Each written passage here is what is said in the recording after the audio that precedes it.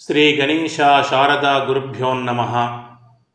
శ్రీ విశ్వావసునామ సంవత్సర ఉగాది శుభాకాంక్షలతో మేషాది ద్వాదశ రాశులలో మరి గురు భగవానుడు వృషభ రాశి నుండి మిథున రాశిలోకి ప్రవేశిస్తున్నాడు 15వ తారీఖు మే నెలలో. అదేవిధంగా గురు భగవానుడు ఏప్రిల్ నెలలో కుంభరాశి నుండి మీనరాశికి ప్రవేశిస్తున్నాడు.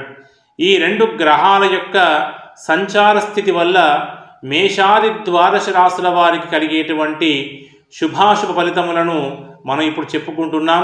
సింహరాశి వారికి ముందుగా ఆదాయ వ్యయములు చూసినట్టయితే ఆదాయము 11, ఖర్చు 11. అదేవిధంగా ఈ యొక్క సంవత్సరంలో విశ్వావసునామ సంవత్సరంలో మే 15 నుండి 11వ ఇంట గురువు సంచార స్థితి వల్ల అనేకమైనటువంటి విశేషమైనటువంటి లాభాలున్నాయి. మరి గురువు అనుగ్రహం చేత విశేషమైనటువంటి ఫలితాలు కూడా యోగించే అవకాశం కూడా ఉంది.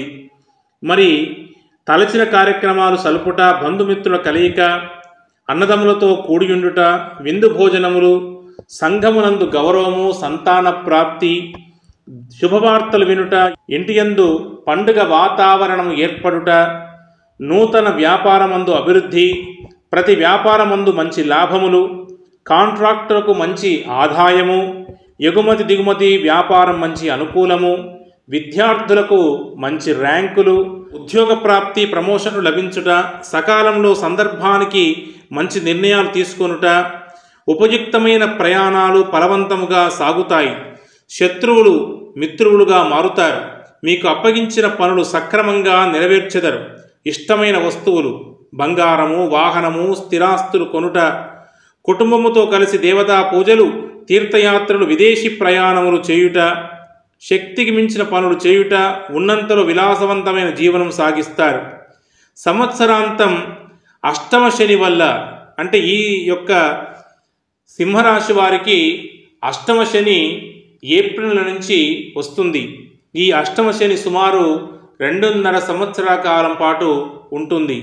ఈ యొక్క అష్టమ శని వల్ల సింహరాశి వారికి ఆర్థిక వ్యవహారములు అనుకూలముగా లేకుండుట, రాజకీయమందు ఒడిదుడుకులు, ఆశించిన పదవులు దక్కకపోవుట, కొన్ని ఊహించిన సంఘటనలు ఎదురవుట, నూతన వ్యక్తుల యందు జాగ్రత్త అవసరము, ప్రలోభాలకు లొంగవద్దు, ప్రభుత్వ పనులు ఆలస్యంగా నెరవేరుట, మితిమీరిన ఆత్మవిశ్వాసం వల్ల పనులు చెడిపోవుట, చిల్లర తగాదాలు ఎక్కువగుట, కోపము అధికముగా వచ్చుట, మానసిక చింతన ఎక్కువగుట, ఎవరినైనా తక్కువ అంచనా వేయవద్దు, చేయు పనుల యందు ఒత్తిడి, అధిక శ్రమ యుండుట, ఆర్భాటాలకు విపరీతంగా ధనం ఖర్చు చేయుట, చేయు పనులు అస్తవ్యస్తముగా సాగుతాయి.